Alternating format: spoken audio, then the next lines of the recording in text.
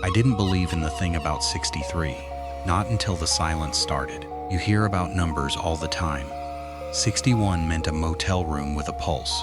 62 meant a house that swallowed you one digit at a time. But 63? No one talked about 63. And I should have asked myself why. When a number is missing from every conversation, when no one whispers it in warning or screams it in fear, that's not because it's safe. It's because the people who knew it didn't live long enough to tell anyone. I learned this the way you learn everything important. Too late and all at once. It began with a gift. My grandmother died in the spring. She was 93, which is the kind of age that makes you think of wisdom and peaceful endings. She didn't have a peaceful ending. She had 3 weeks of morphine and a scream that lasted so long the nurses had to sedate her just to close her mouth. But before the morphine took her memory, she gave me a box, a wooden box, small enough to fit in both palms. Dark wood that felt cool and dense, like it had been cut from a tree that grew underground.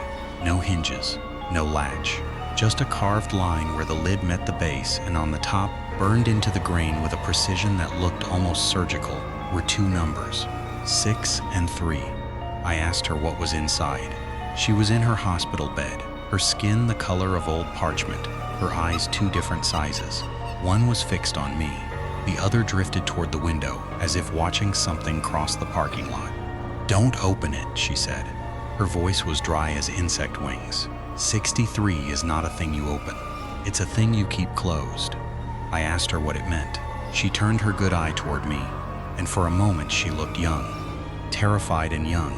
"Count the gaps," she whispered. "In every room, in every house, in the space between your heartbeat and the next one. There are 63 gaps, and in one of them, something lives." She died that night. The box sat on my dresser for 2 months. I didn't open it. I didn't even touch it. But I started noticing things. Small things at first. The kind of things you can explain away if you try hard enough. My apartment had a closet I'd never used. It was in the hallway between the bathroom and the bedroom, a shallow door with a brass knob. I'd lived there for 3 years.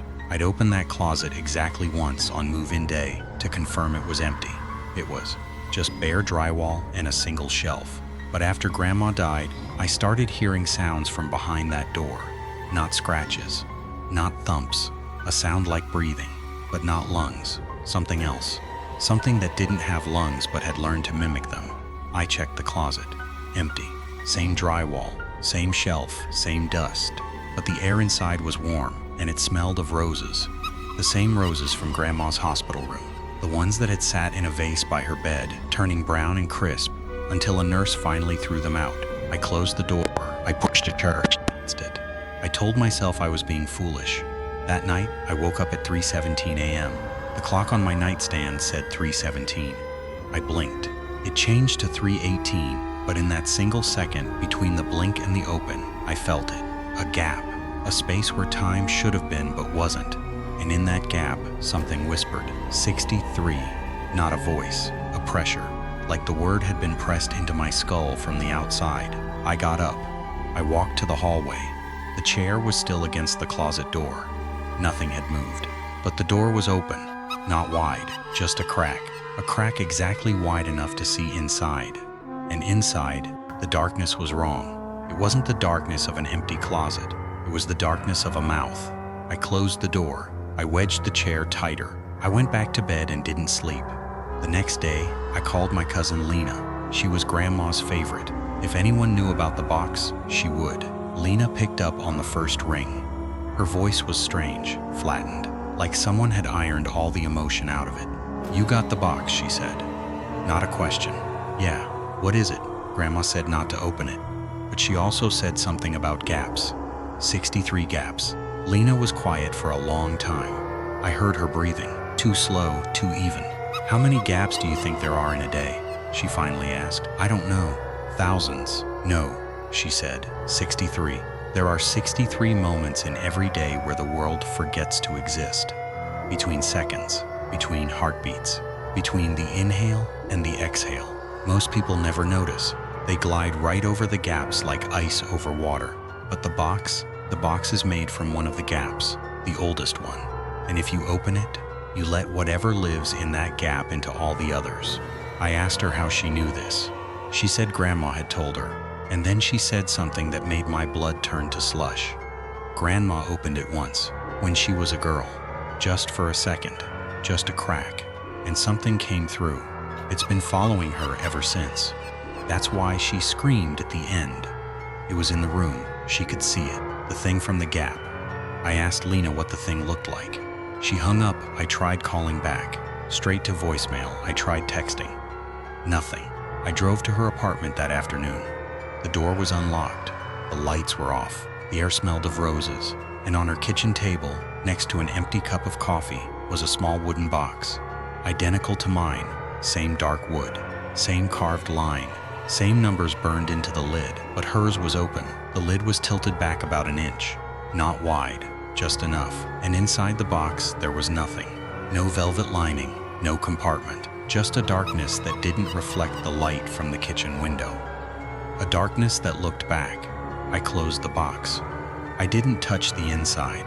I didn't even look directly at it for more than a second. But that second was enough. I felt something move across my vision. Not in the room, in my eye. Like a speck of dust that wasn't dust, I blinked. It stayed. I called the police. They filed a missing person report. They asked about the box. I said I didn't know anything. I took Lena's box and put it in my car next to mine. 2 boxes, 2 numbers, 2 gaps waiting to be counted. That night I did something unforgivable. I decided to count the gaps myself. I sat on my living room floor with both boxes in front of me. I turned off all the lights. I closed my eyes and I listened. Not to the room, to the spaces between the sounds. The tick of the clock, the gap after the tick, the hum of the refrigerator, the gap after the hum, my own heartbeat. Thump. I counting. 1, 2, 3. By the time I reached 20, the room felt colder. By 30, I could hear something breathing in the closet. Again.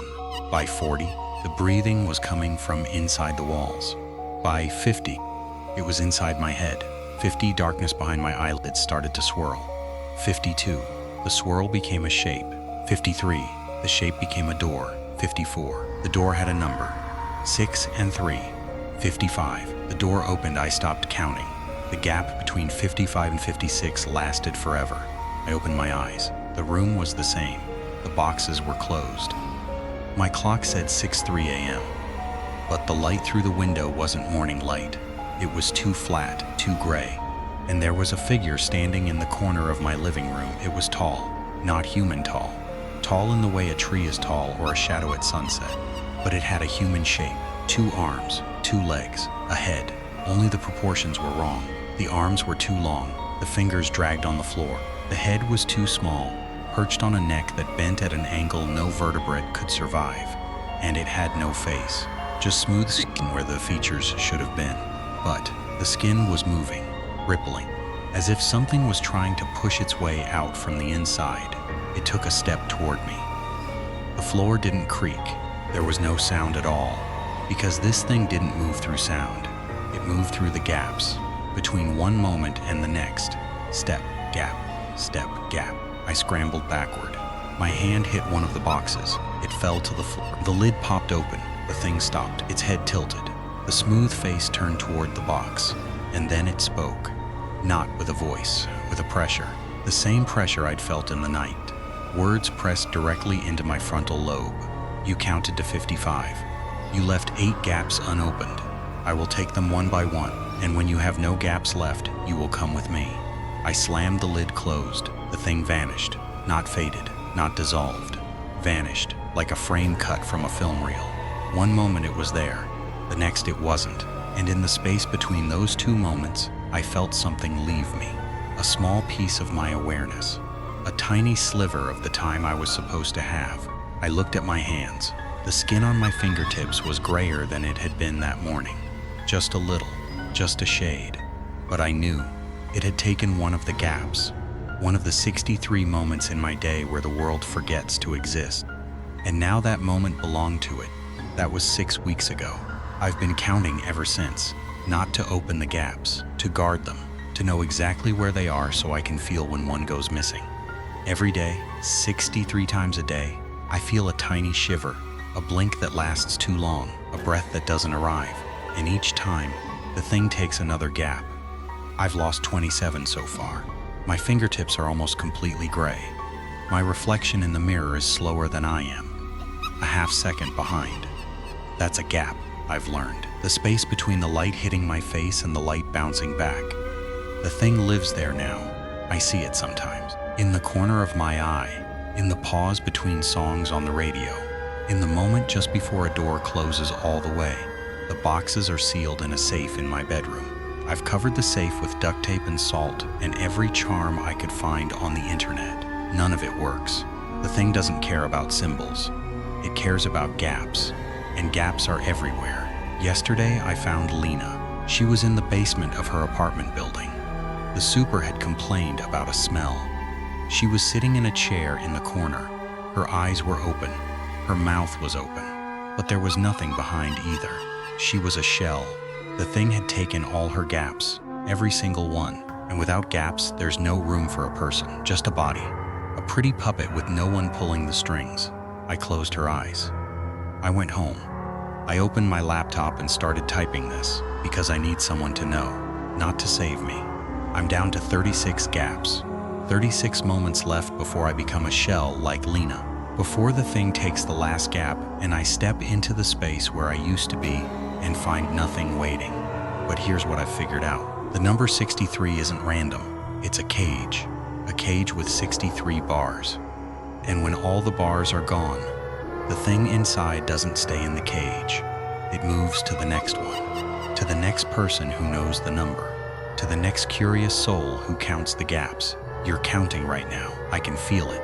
The spaces between my words, the pauses where your brain fills in the silence. Those are gaps. And you just gave one of them to me by reading this. I'm sorry.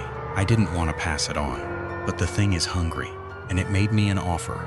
If I find someone new to count the gaps, someone who will open the boxes and see the darkness and let the thing into their own 63 moments, then I get my gaps back. I get to be whole again. I don't want to be a shell. I don't want to sit in a basement with my mouth open and my eyes full of nothing. So I'm giving you the boxes now. They're in this story, between the lines, behind the numbers. Close your eyes and count to 63. 1, 2, 3. Feel the gaps opening. Feel the thing moving through them. And remember, when you get to the end of this sentence, there will be a pause. A tiny, infinite pause. That's number 63. That's the one I saved just for you. Welcome to the gap. I'll see you there.